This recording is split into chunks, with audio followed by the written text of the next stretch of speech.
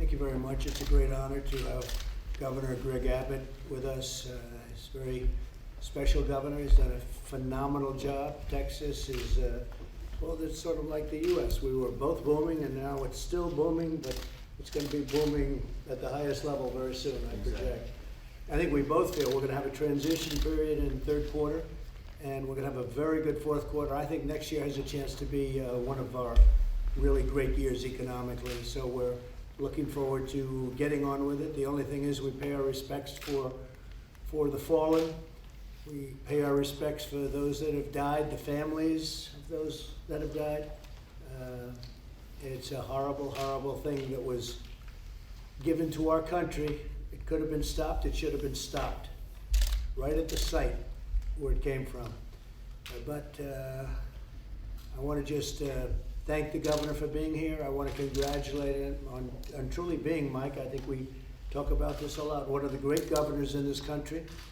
And Greg, it's an honor. Thank you very much. Thank you so very much. And listen, thank you so much for what you've done. As you know, you and I have had the chance to talk a whole lot on the phone during the course of this pandemic, but the staff that you provided, the Vice President I spoke with this past week in a response, Dr. Burks I speak to frequently getting her advice, and the team that you provided to us, the resources that you provided to us, helped us respond very robustly. Talk about the economy.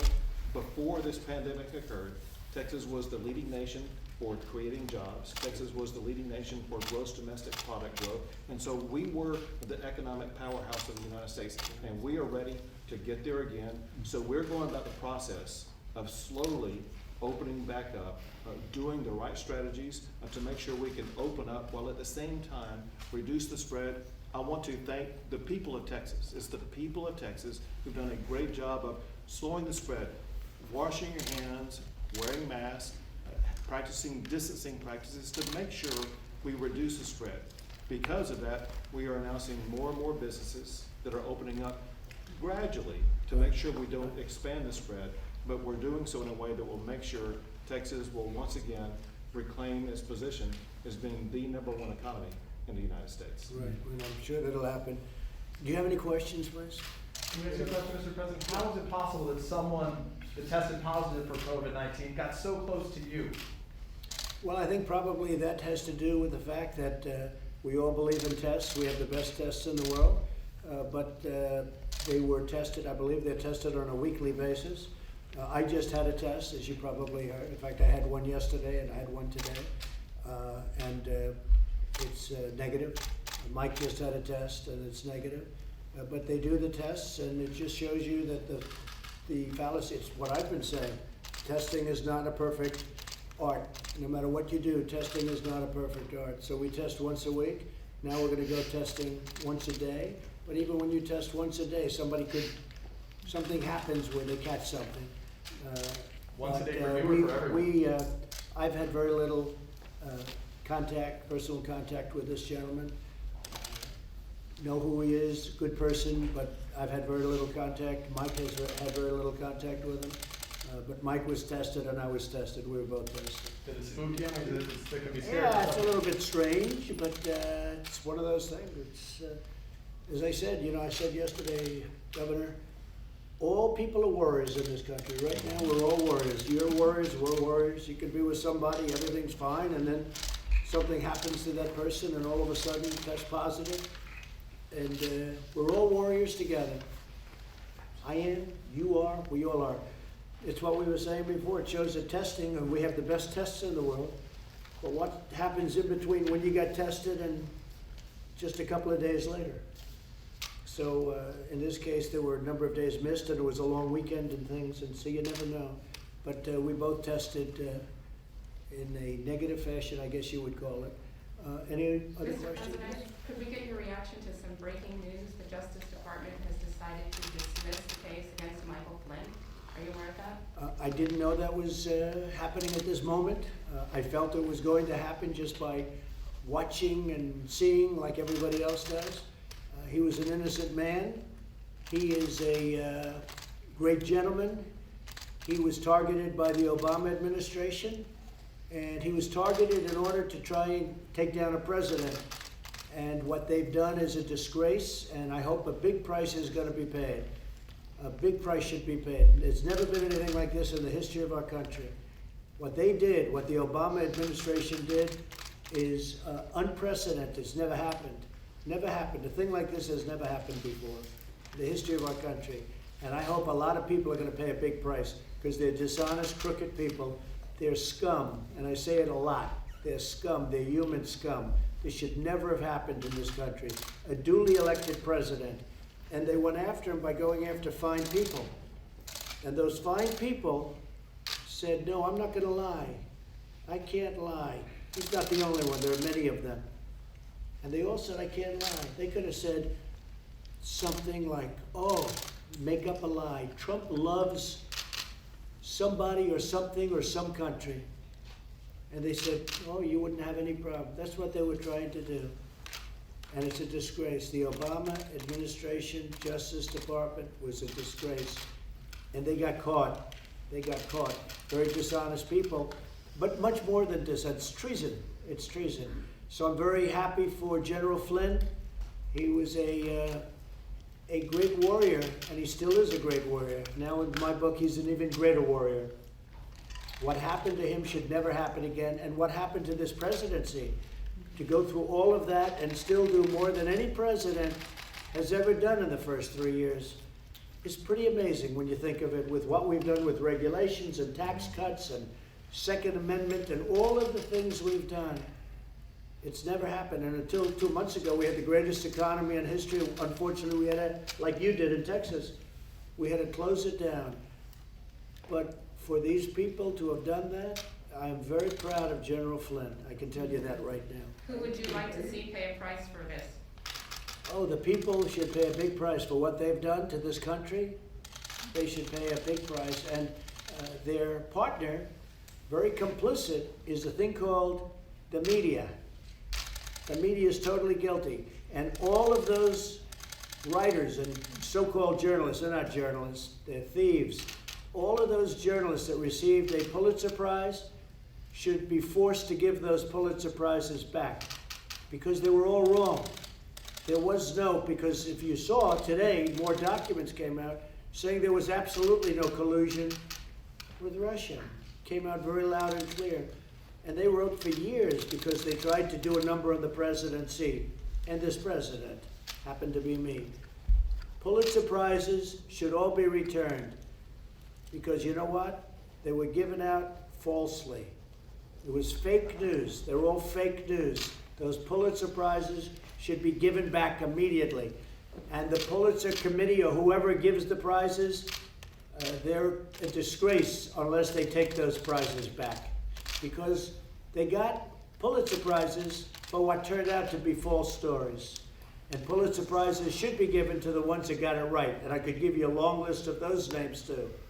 And you know who I'm talking about. You spoke to President Putin today. Did he I ask did. for any ventilators or any equipment for this pandemic? Yes, we are helping various countries. As you know, Russia's having a hard time with the same COVID-19. They got hit like everybody else got hit. And we had a long talk, and also the 75th year, and you know what the 75th year means. It was very nice. He called me because we were partners, so to speak, for a very big successful war.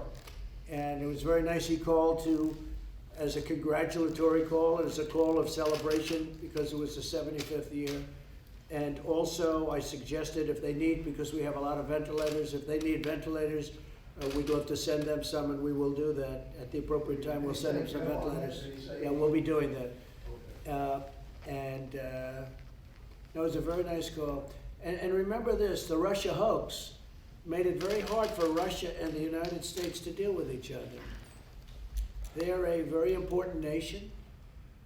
We're the most powerful nation. They're a very powerful nation. Why would we not be dealing with each other?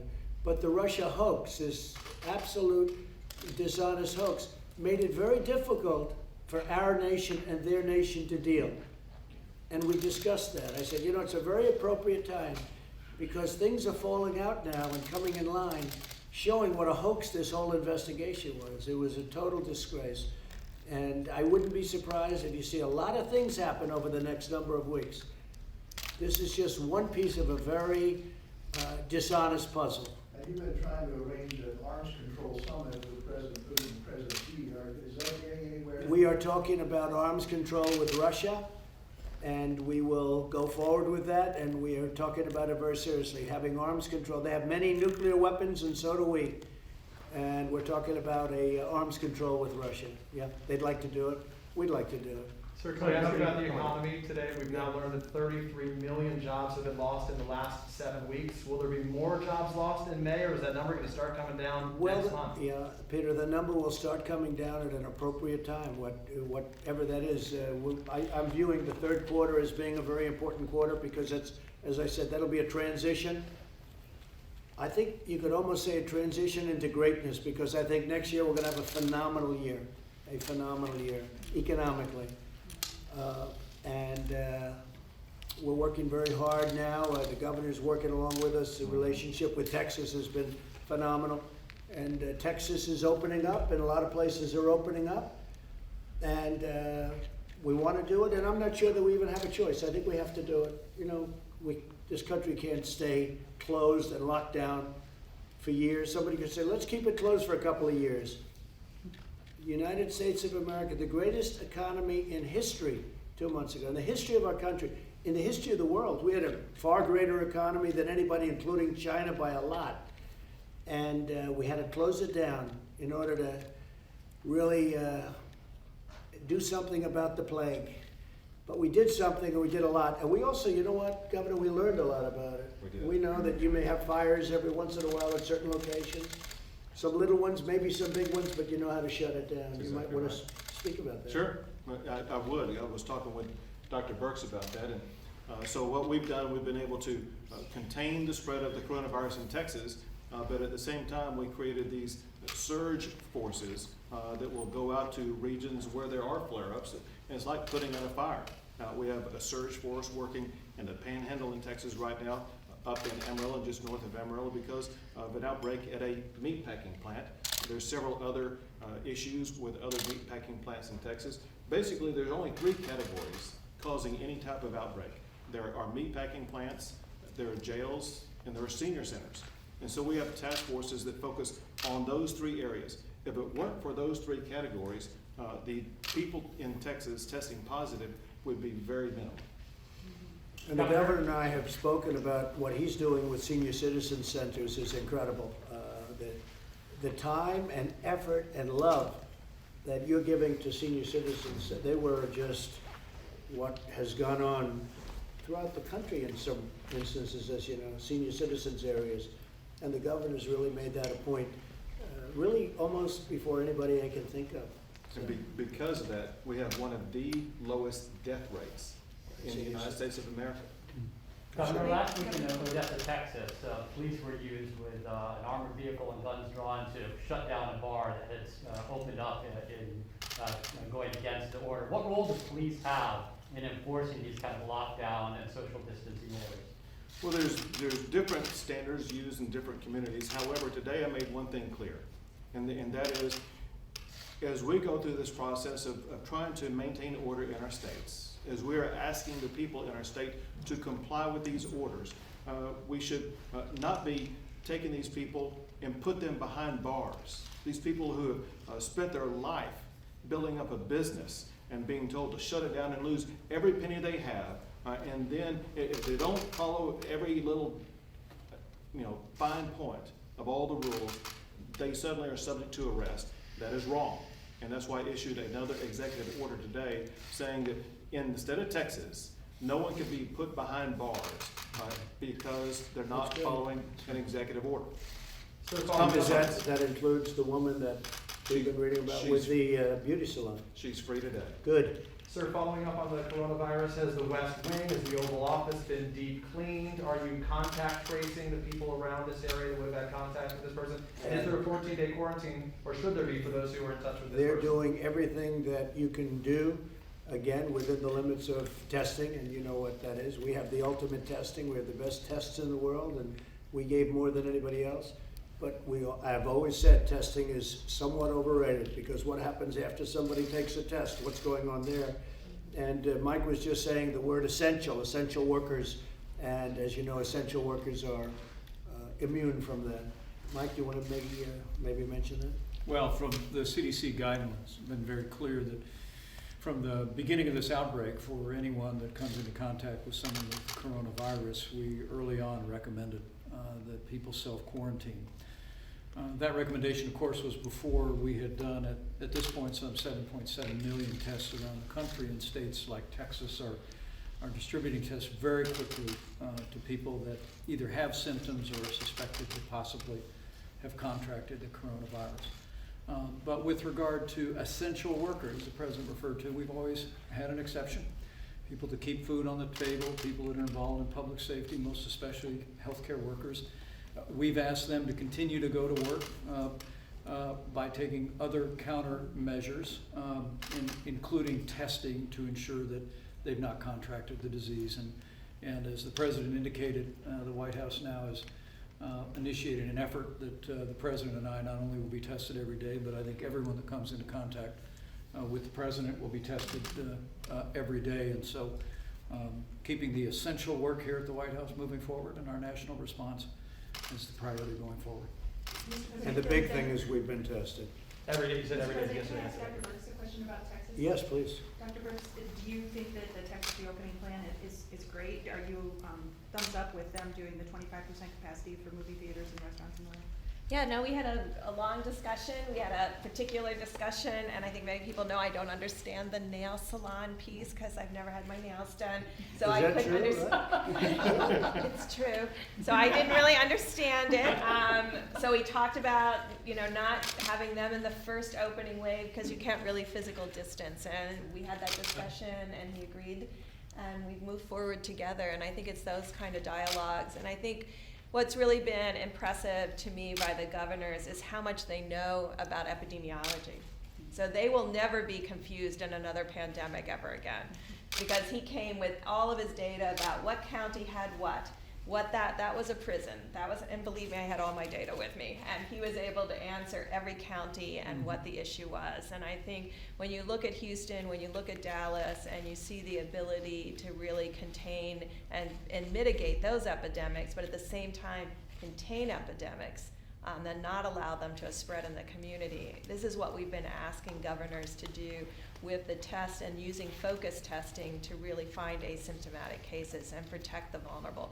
And the ability to go into prison, to go into meatpacking plants, and go into the senior care centers and proactively test is really quite extraordinary. And I think we still remain concerned about asymptomatic spread, and we think that the progress that they're making on testing in a focused way to protect others is really a way that we can move forward together to protect everyone in the community. So Texas is a role model for other states? Or? Every state is different, so I don't want to get in a comparison with the governors, because I've talked to some incredible governors who are all doing quite a good job. That's true. Dr. Burks, to follow up, or perhaps, Mr. President, 20 states by the account of multiple organizations right now that haven't met the guidelines that you set here have either partially or completely reopened. What do you say to those states that haven't met the guidelines that are already starting that process now? We've looked at all of them. We've spoken to many of the governors, most of the governors. As you know, we give leeway to the governors, and these are governors that have done a good job in, I think, all cases. I have some that I don't think are doing a particularly good job, but for the most part they have, and these governors have, and we give them the leeway. They have to do what they're doing, like Governor Abbott. When you look at the job he's done in Texas, I rely on his judgment. And you have parts of Texas, vast parts of Texas, where there's no problem whatsoever. I mean, there's like literally nothing. And it would be a shame to keep that closed. I mean, Half of our counties either have no cases or 5 or fewer cases. Yeah, the governors have great power as to that given by us. We want them to do that. We rely on them. We trust them. And hopefully they're making the right decisions. Can I ask about Georgia right now? There's been some dramatic video of an unarmed black Georgia man who was shot by police while on a jog. Been a lot of protests about this. Have you seen the video and your reaction to that situation? So I'm getting a full report on it this evening. My heart goes out to the parents and to the loved ones of the young gentleman. It's a very sad thing, but I will be given a full report this evening. Haven't seen the video yet, to be clear. No, I haven't. Mr. President, there is a report about Saudi Arabia that the U.S. is considering removing anti-missile Patriot missile systems from Saudi Arabia. Can you confirm, is that true? Well, I don't want to talk about it, but we're doing some things. We're making a lot of moves in the Middle East and elsewhere. We're doing a lot of things all over the world militarily. We've been taken advantage of all over the world, our military, and in the sense that and this has nothing to do with Saudi Arabia, this has to do with other countries, frankly, much more. We have the most powerful military in the world. We've spent $1.5 trillion since I've been here, more than that.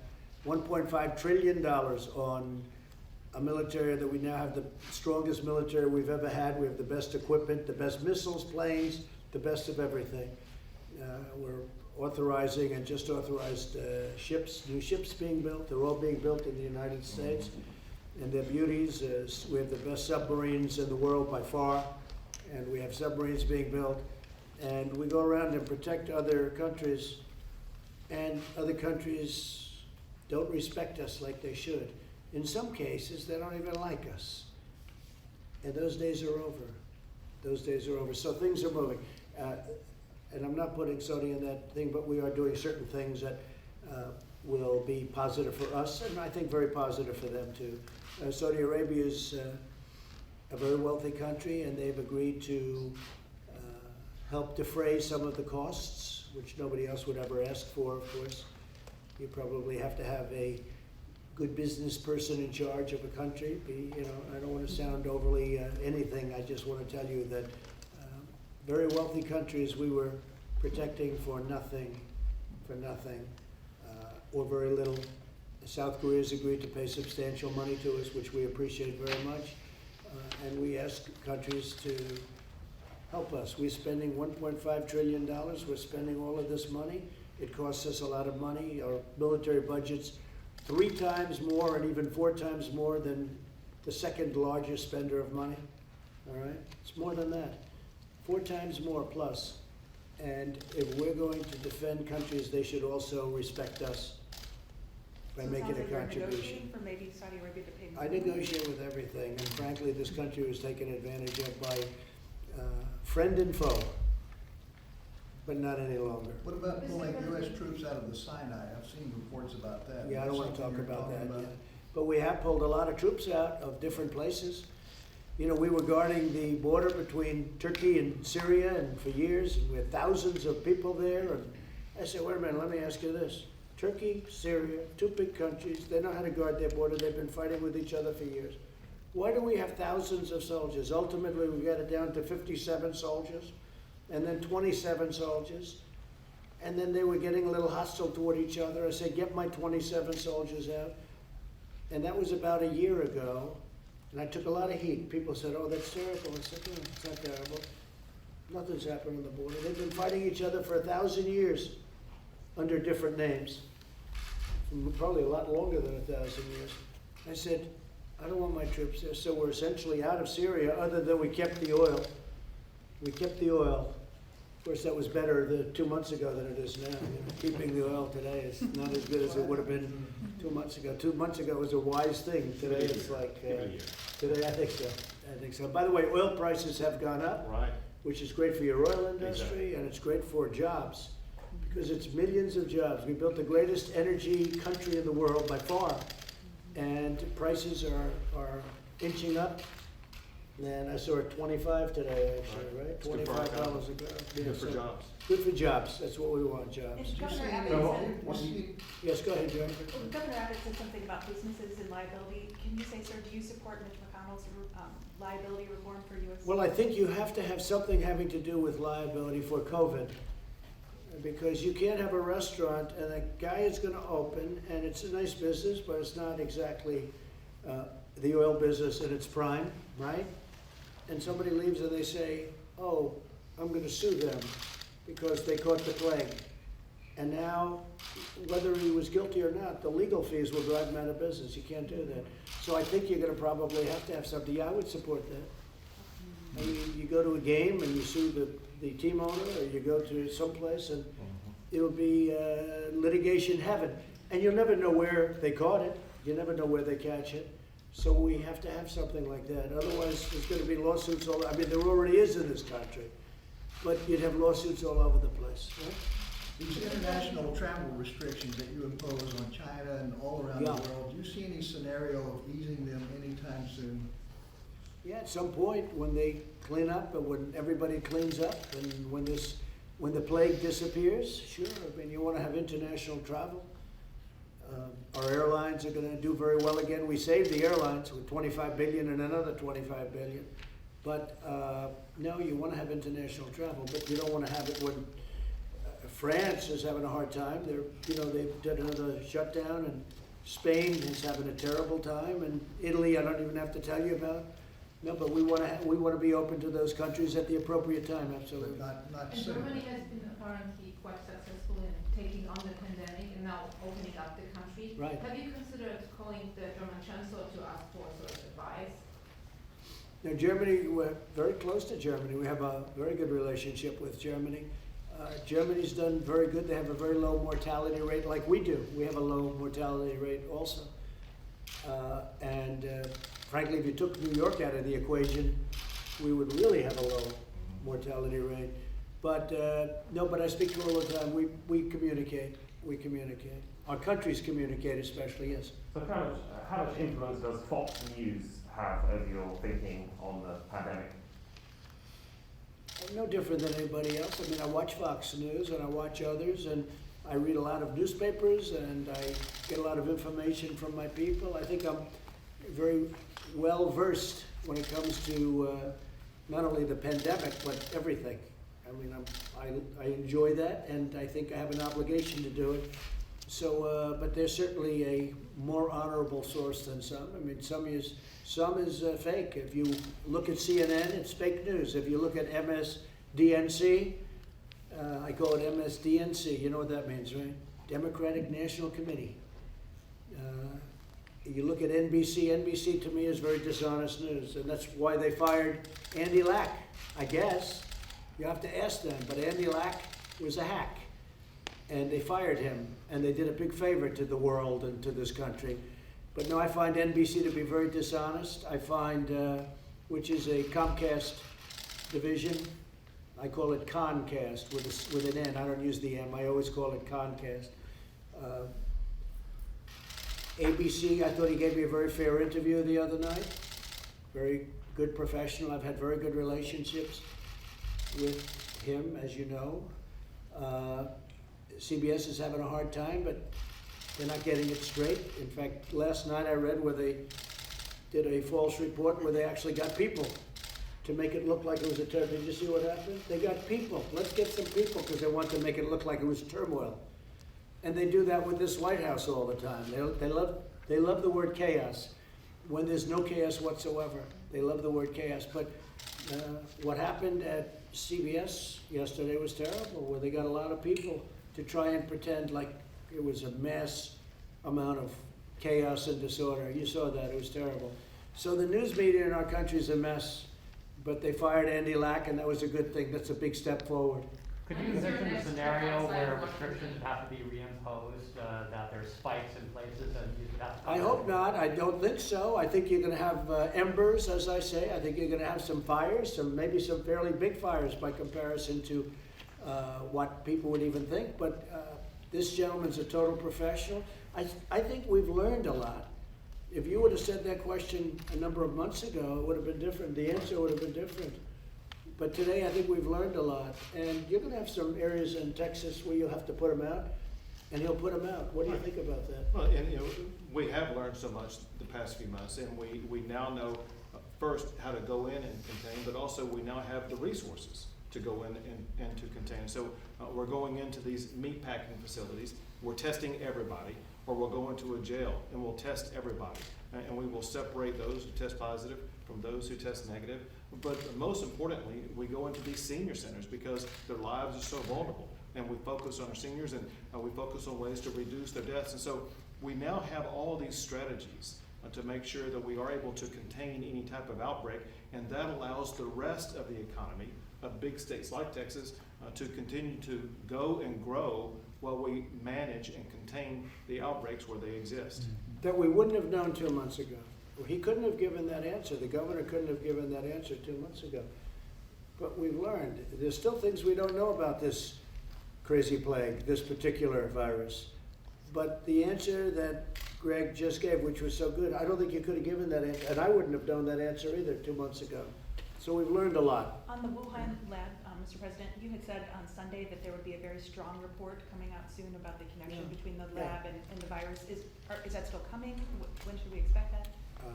It's coming. I don't know that I'm going to give it to you. We're going to learn. Look, it came out of China. Okay?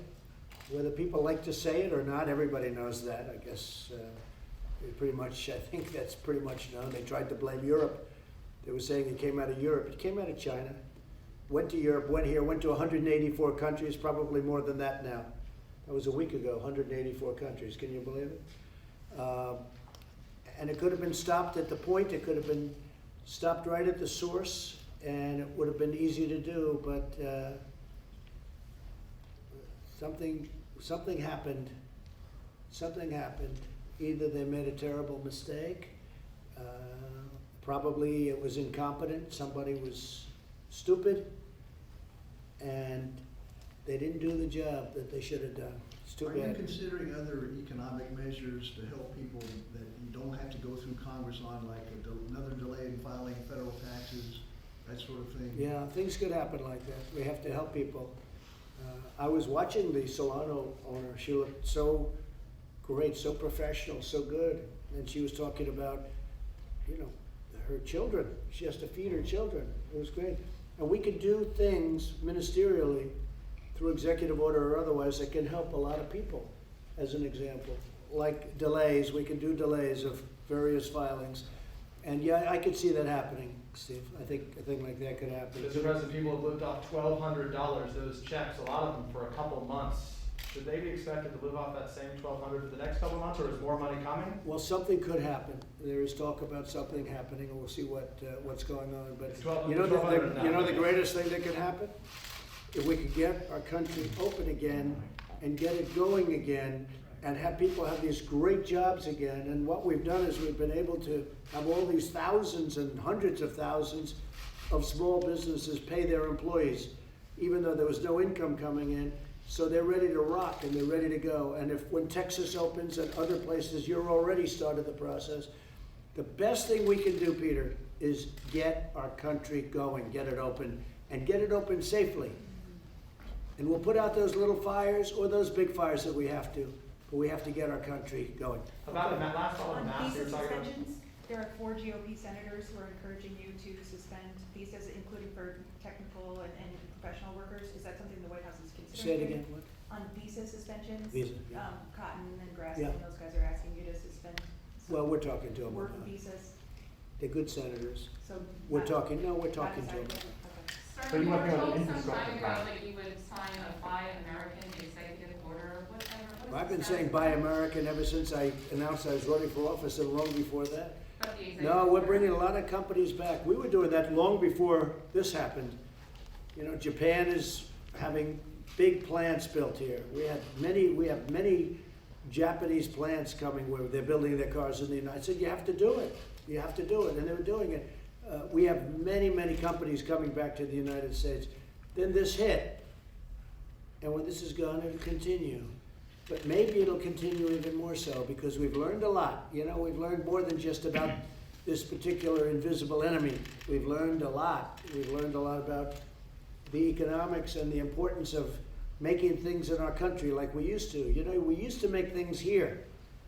And then all of a sudden somebody became a great globalist. Some great genius became a globalist. But now he's not such a genius anymore. Maybe he's not even a smart person. We got to make things in our country. That includes medicine. It includes steel. Our steel companies, we had it very good. We made it very difficult for steel dumping, and some of the companies were doing very well. Now, of course, we got that waylaid a little bit, but we'll always help our steel companies. But we have to make our product in this country. And I've been saying that for a long time. Globalists have cost us a lot of money. Sir, should And a lot of and a lot of security. Sir, should valets be wearing masks? Yeah, which valets are you talking about? Well, Valets are all over the place. I mean, the valet, sorry, Yeah. your personal valet. And they are, and they do. They are, and they do. Oh, they do wear masks? Your Yeah. personal valet was Yeah, wearing they a mask do. in your interaction with him? They do. They wear masks, yeah. A And lot of people in the White House wear masks. And frankly, a lot of people want to wear masks until this thing goes away. But we have a lot of people in the White House, I see it all the time, where they're wearing masks. And just a little while ago, they were wearing a mask. There's one of them, you were wearing a mask a little while ago. And, but I noticed a lot of the reporters aren't wearing masks. Thank you very much, everybody. Thank you. Has your wife and son, they're taking General Flynn, Say it? are you gonna reach out to General Flynn? I will, yeah, I think it's, you know, at the appropriate time, I think he's a hero. It's a scam, it was a scam and a hoax, I think he's a hero, the general. Thank you. Governor, is it going to text the Thank report? Your wife and daughter, excuse me, your Good wife shape. and son, they're in good shape? They're in good shape. They've been tested and they're both. They're in great shape. Thank you, sir.